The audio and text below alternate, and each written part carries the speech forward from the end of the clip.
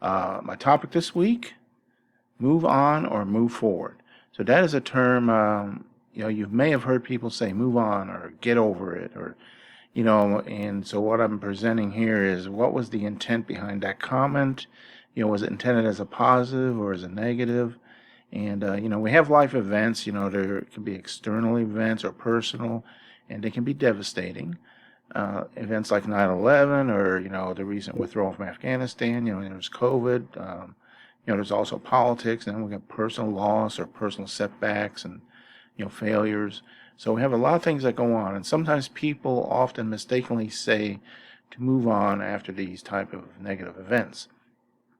And contrary to moving on, there's another term to move forward, and it means we've taken care of the time to understand who or what caused our pain so we can grow and learn from it.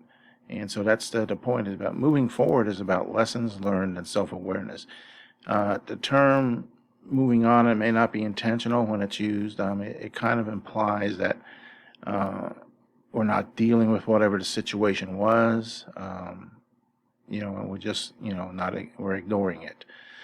People move on after personal failure without dealing with their feelings, emotions, or learning how to deal with it. Right? And so personal failure. This may sound kind of different, but it should be viewed as a positive.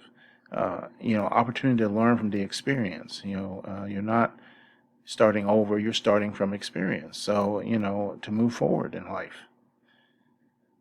Failing to move forward is just one of the many issues related to depression and suicide.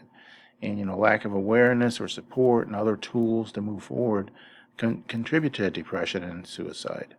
And so moving on, it may never get you anywhere, at least in the context, I'm talking about here.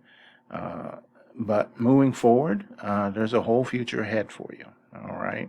So, and that's my point. Learn from experience, understand how our actions and inaction impacts others. Okay, and just never quit. Whatever it is you're going after, whether it be college or some other quest in life, never quit. Move forward, and learn how to deal with the situations that come up, show up in your lifetime.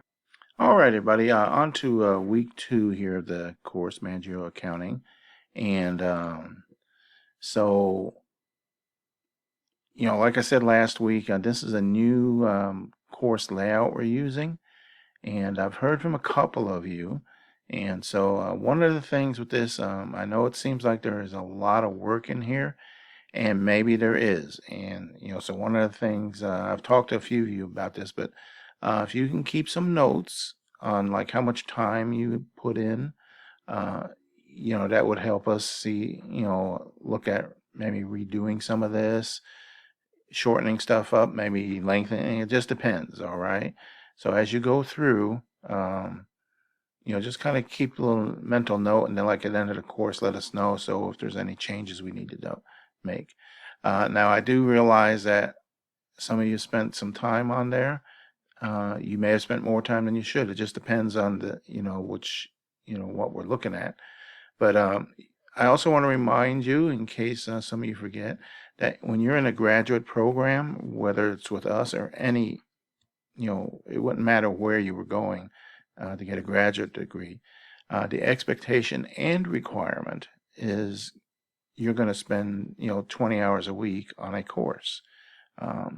So historically, when I've talked with students in the past who are having problems, and then when I look in the data, like in the course, within the database and the courses, we find out that a lot of students having problems have only put in a couple of hours in.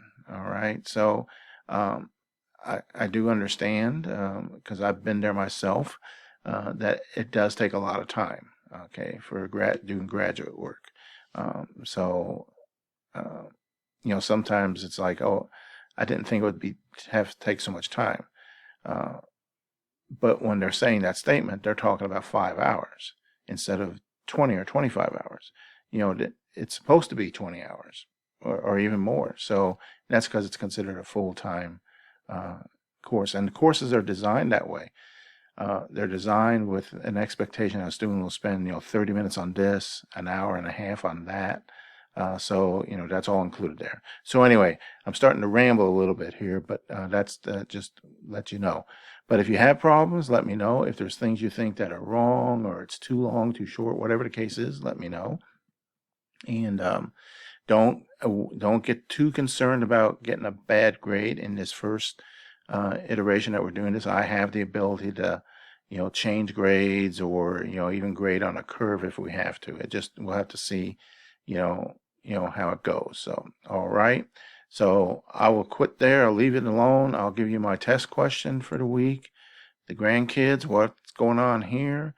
And other than that, just, have a good week. Let me know if you have any questions or concerns or anything. All right. That'll do it. So take care, everybody. Oops, get up there. And talk to you next time.